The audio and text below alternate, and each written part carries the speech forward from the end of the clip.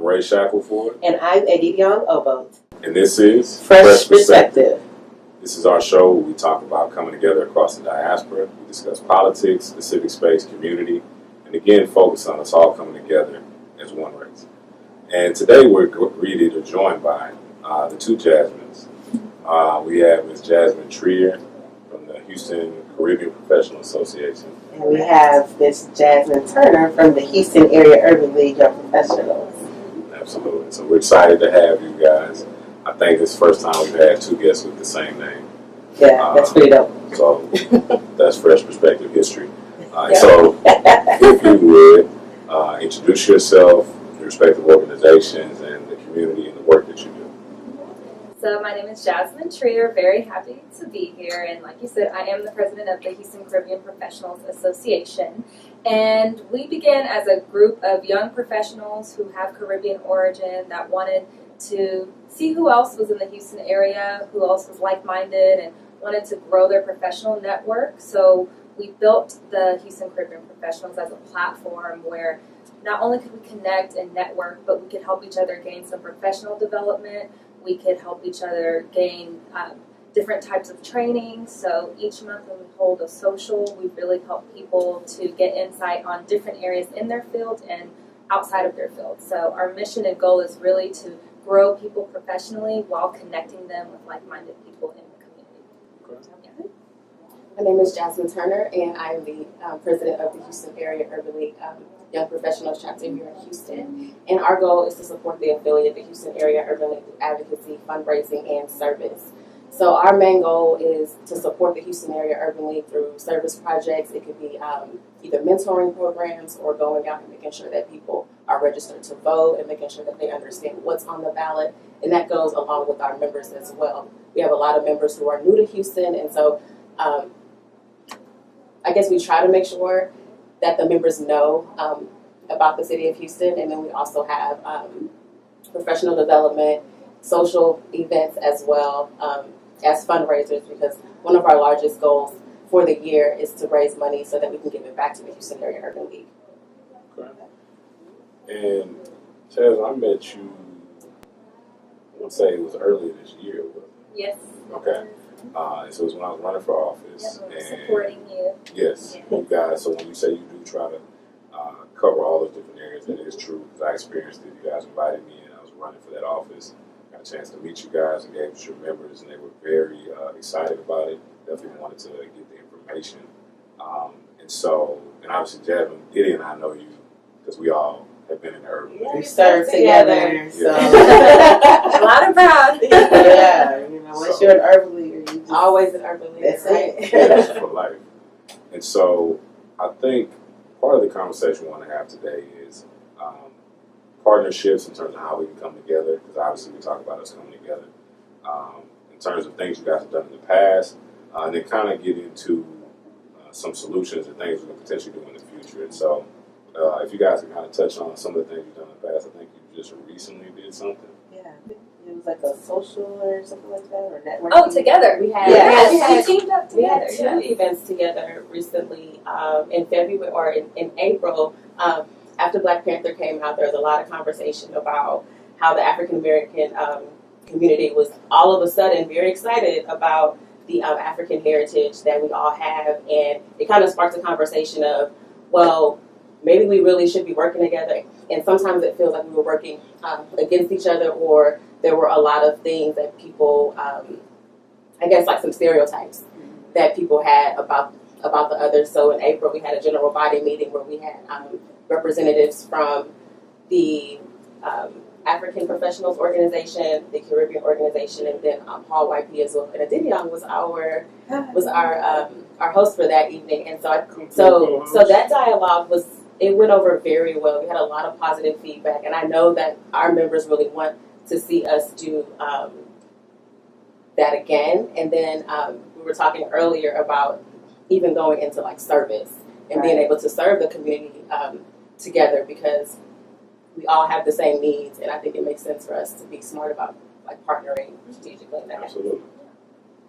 And I mean, I remember that general body meeting, and to your point, I think with the Wakanda movie, Black Panther, but everybody talks about Wakanda Forever, it definitely has sparked a lot of interest across the diaspora in terms of people wanting to know their roots, where they come from, and trying to connect.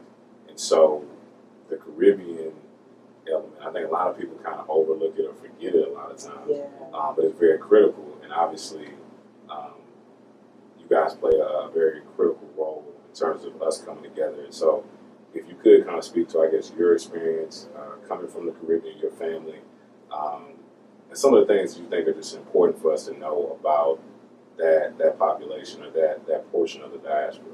Right. So personally, I share both perspectives. My dad is originally from Trinidad, and my mom is from the smallest town in Texas. So I've got, in my opinion, well, not the smallest, but Weimar, Texas. It's about halfway between here and San Antonio. People know that because of sausage.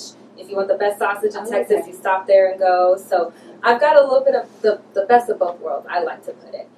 So platforms and forums like that where we sit and we talk about the fact that, yes, we're all one, but there are characteristics that are different, and it's important to understand that, because when we know where people are coming from, culturally, we can understand our differences, and that it's not something that really should separate us, but we should embrace it and understand different perspectives and what's going on, and even, debunk some stereotypical ideas that we may have about one another or different communities.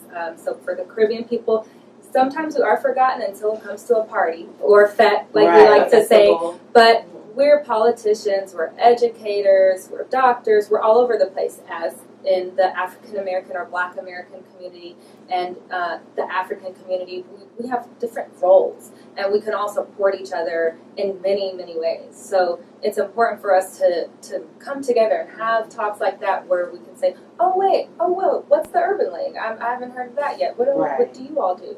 And it just helps broaden that network, as we were talking about before. So it's really important to have us come together so we know what's going on in each of the communities.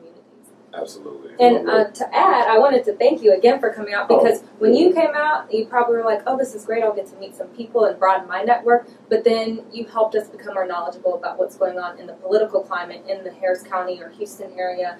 And I think you were in Fort Bend. Harris County. Harris County, okay. Yeah. But you made us kind of know, hey, there's actually an election coming about, and what is this about? And he's running, and he looks like us. And so all these different things we didn't know, just your presence there allowed us to open our eyes a little bit to things that most people probably shy away from because they feel, it's all good. They're all going to look like the same kind of people. They're not going to be worried about my issues. Absolutely. We don't have a platform for what's going on in our community, but there are people who are present trying to give us a voice, right? Or giving us a bigger voice. And that was a big part of why I thought it was important. And I want to talk about that more as soon as we get back from this break.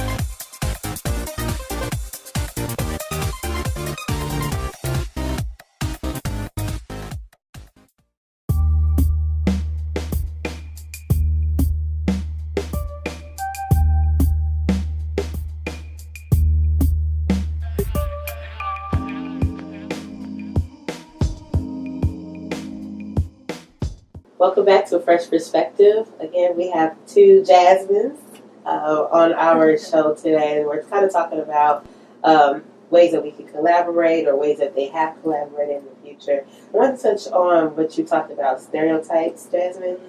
So if both of you guys can kind of give us, what are some popular stereotypes about, your organization or just the people that you represent, so the Caribbeans and the African Americans. So I'll start with you, Jasmine. Okay. So the Caribbean is made up of more than just Jamaica. Okay. And all right. Caribbean food is not all Jamaican food.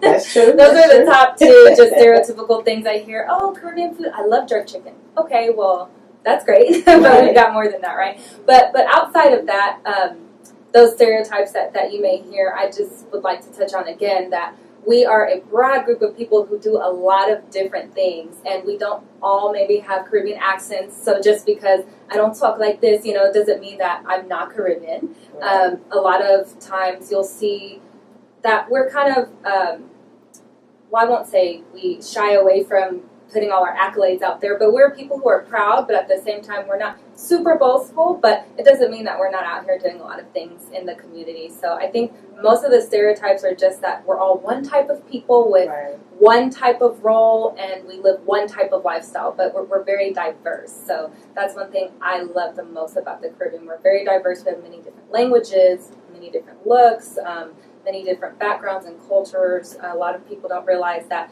a lot of the Caribbean is Latino as well. So we have Latino Caribbean people as well as Black Caribbean people. And in Trinidad, where my family is from, there are people with Chinese influence. There are people with influence from the Middle East. So we have a lot of variety in our community. And I think that's just the main stereotype, is that we're one type of people who have one type of look and mind frame, but we're very diverse. So we can quickly touch on like what like area is considered the Caribbean, so people kind of have a better understanding. So we are basically, the quickest way to get to the closest Caribbean island would be to go through Florida. So Puerto Rico is out that way. The Dominican, we stretch all the way down. Trinidad is more in the south of the Caribbean, so we stretch pretty far. So the islands like run all the way from the bottom of the U.S. and they stretch all the way down south. So I don't know the mileage exactly, but Trinidad is one of the most south islands, and it's 7 miles off the coast of Venezuela. So that can give you a good idea of how close it is to like Central America or South America, and just how far we stretch. It's really, really far, and it's a lot of land. The islands are small, but it stretches over a lot of land. Okay. So Jasmine? So I guess I'll touch on like two different aspects of the stereotype. So like for Hall YP, a lot of people look at it like we're the bougie Black people, right?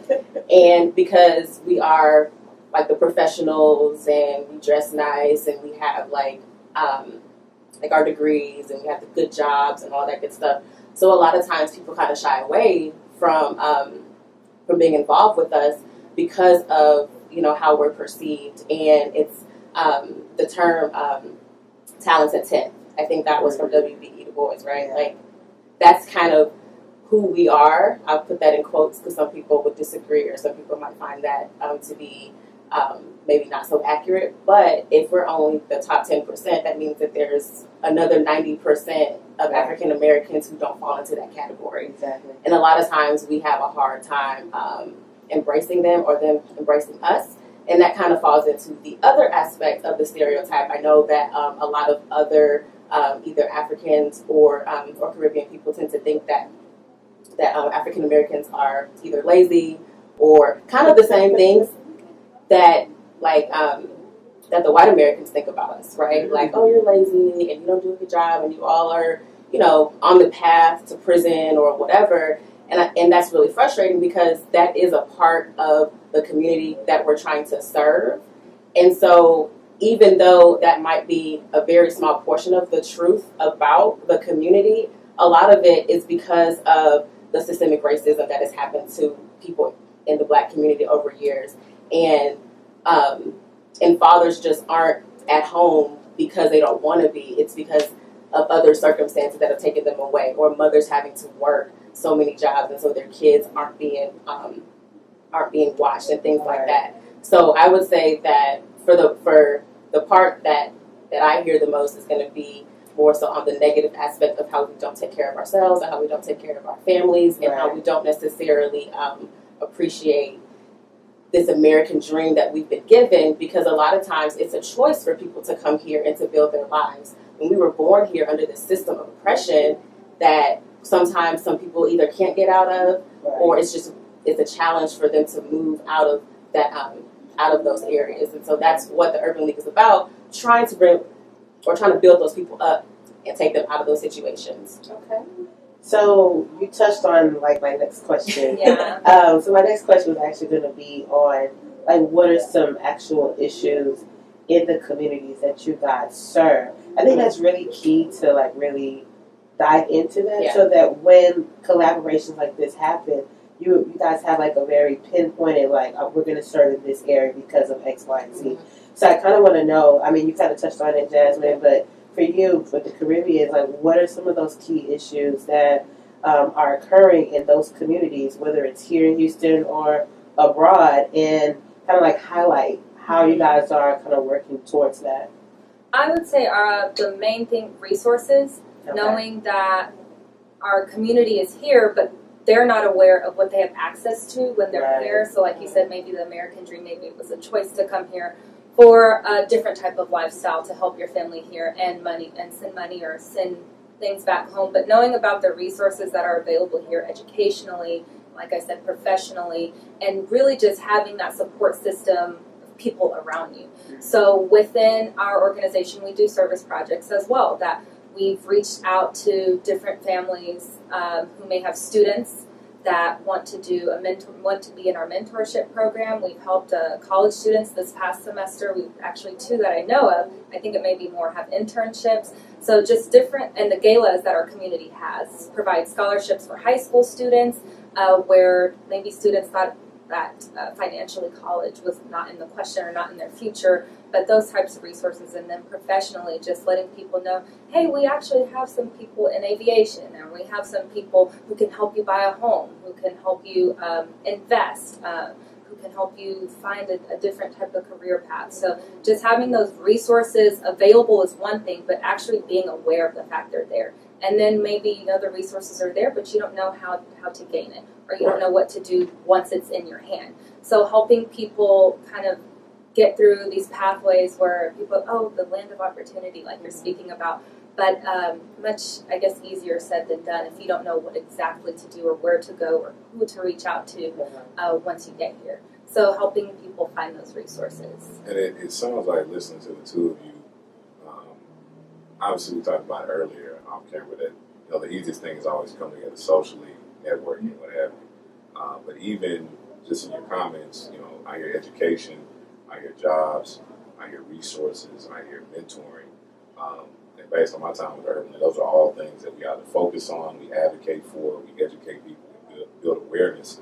And so I definitely feel like there are some things where, moving forward, you could partner together, because just like in the Caribbean community, African American, everybody's trying to buy a home.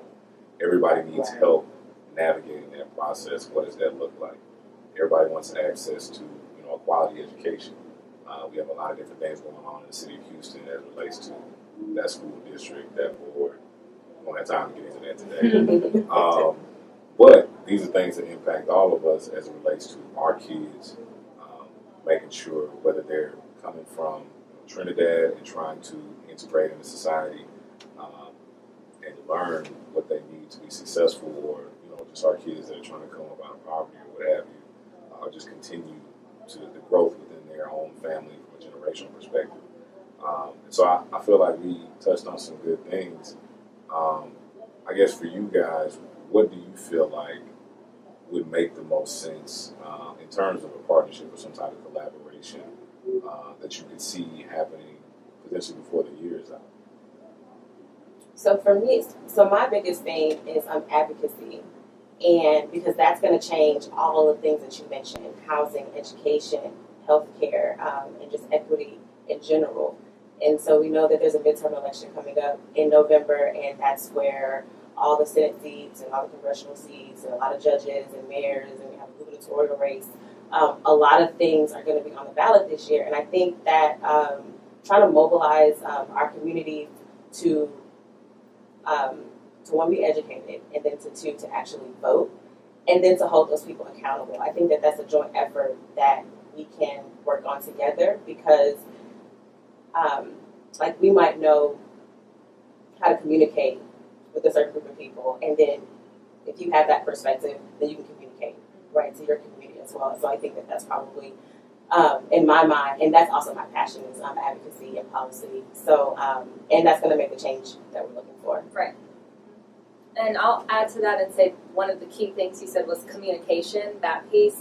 So I guess on a more granular perspective with the communication, making it be more accessible to one another, or each other more accessible to one another. Maybe hosting some type of forum, maybe it be quarterly, maybe not monthly, something to where we can come together and discuss what's going on. So yeah, we all know about the midterm election coming up, but what are the finer details that we don't know about the midterm election. Right. Like if I live here, where do I go to vote here? Or maybe if I'm not registered, how do I register? Or if I don't necessarily have, citizenship yet. What does that mean for me in voting? Like different types of things and messages that maybe my community would need to also hear. Right. So if we come together and we talk about the different questions that different people from different communities may have, and some of them may be actually the same questions, but we don't know that necessarily. And then another thing with communication, one thing that my association asked of the other Caribbean associations that were already in the community was to kind of share a calendar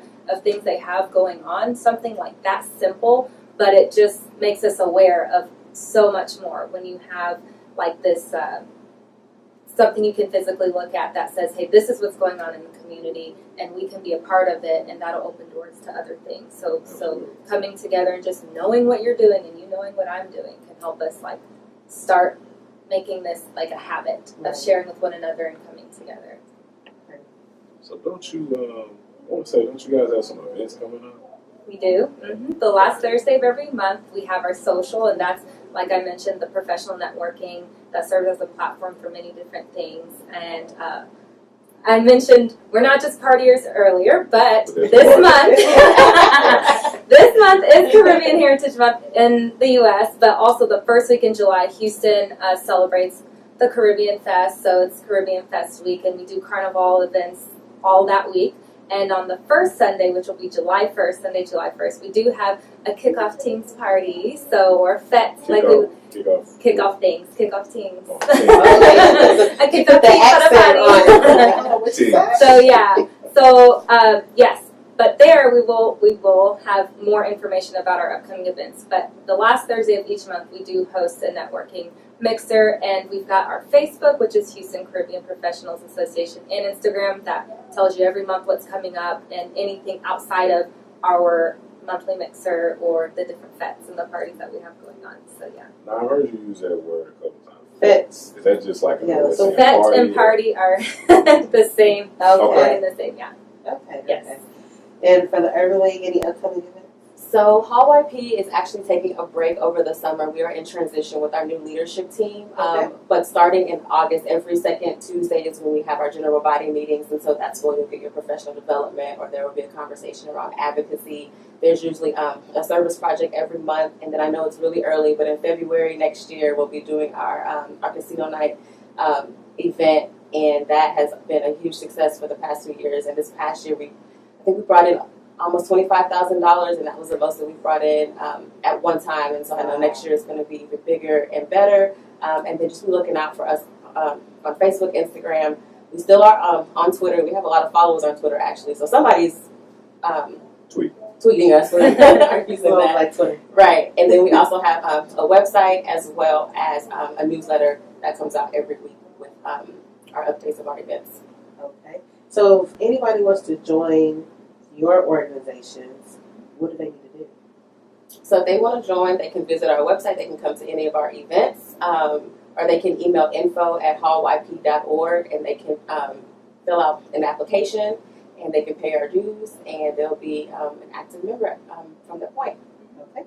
And same simple process, join us at one of our events, and we also have social media, and our email is actually hcpassoc@gmail.com, and just reach out, and you won't be pressured to join. We'll give you all the info you want first. You can come to our events, spend time with us first. So I can go to a event. Exactly. It's required you come to a event. So no, it's not. But and do you have to be Caribbean? No, absolutely not. And that's another thing I should have touched on. First and foremost, we started as a group, like-minded group, because we have Caribbean heritage. But like I said, the other part of me is American as can be, right? So we embrace everybody and just individuals who support the community and realize that there is a need for groups like us to come about. So any and everybody who supports, no matter what you look like or where you come from.